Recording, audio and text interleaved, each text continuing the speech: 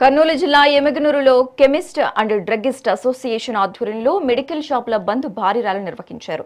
డాక్టర్ల ప్రిస్క్రిప్షన్ లేకుండా జరుగుతున్న ఆన్లైన్ మందుల అమ్మకాలను వెంటనే నిలిపివేయాలని అసోసియేషన్ ప్రెసిడెంట్ శ్రీనివాసరెడ్డి డిమాండ్ చేశారు. కార్పొరేట్ సంస్థల విపరీతమైన డిస్కౌంట్లు, నకిలీ మందుల విక్రయాలను అరికట్టాలన్నారు. ఆన్లైన్ ద్వారా యువతను మత్తుకు బానిసలుగా చేస్తున్న నార్కోటిక్ మందుల సరఫరాను ప్రభుత్వం తక్షణమే నిరోధించాలని, జిఎస్ఆర్ 220 ఉత్తర్వులను ఉపసంహరించుకోవాలని వారు స్పష్టం చేశారు. ఈ నిరసనలో అసోసియేషన్ ప్రతినిధులు, స్థానిక కెమిస్టులు భారీగా పాల్గొన్నారు.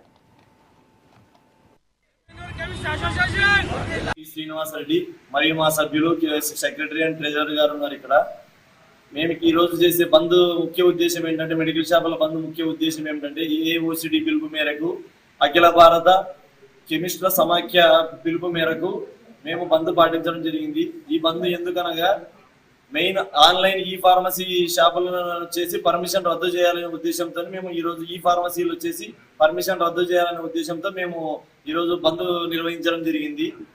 ముఖ్యంగా ఆన్లైన్ లో వచ్చేసి అధిక ధరలు ప్రజలకు చెవిచూపి మోసపూరితంగా అధిక డిస్కౌంట్లు చూపించి వాళ్ళ ప్రజలను మోసం చేస్తున్నారనే ఉద్దేశం మాకు ఒకటి. తర్వాత ఇప్పుడు యూత్ వచ్చేసి ఎవరైతే ఉన్నారో యువతను పెడదవ పట్టించే రకంగా ఈవెన్ నార్కోటిక్ డ్రగ్స్ అయితేనేమి, హెవీ హైయర్ యాంటీబయాటిక్స్ అయితేనేమి, సైకోట్రోపిక్ డ్రగ్స్ అయితేనేమి, ఎందుకంటే వితౌట్ ప్రిస్క్రిప్షన్ ఫార్మసిస్ట్ లేకుండా వాళ్ళు జస్ట్ ఏఐలో వచ్చేసి ప్రిస్క్రిప్షన్ అప్లోడ్ చేయడం వల్ల డైరెక్ట్ గా యువతకు వచ్చేసి ఈ మత్తు మందులు వచ్చేసి డైరెక్ట్ సప్లై చేయడం జరుగుతుంది.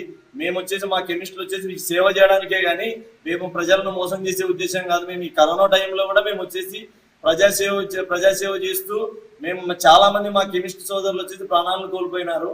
మా డిమాండ్లు ఏమంటే, ముఖ్యంగా ఈ ఫార్మసీని వచ్చేసి రద్దు చేసి, అధిక డిస్కౌంట్లను వచ్చేసి రద్దు చేసి, తర్వాత ఈ హైయర్ యాంటీబయాటిక్స్ ని, తర్వాత నార్కోటిక్ డ్రగ్స్ ని, తర్వాత మత్తు కలిగించే మెడిసిన్స్ వచ్చేసి నివారించే ఉద్దేశంతోనే మేము ఈ కార్యక్రమానికి మేము ఈరోజు బంద్ చేయడానికి మేము పిలుపునిచ్చినాము.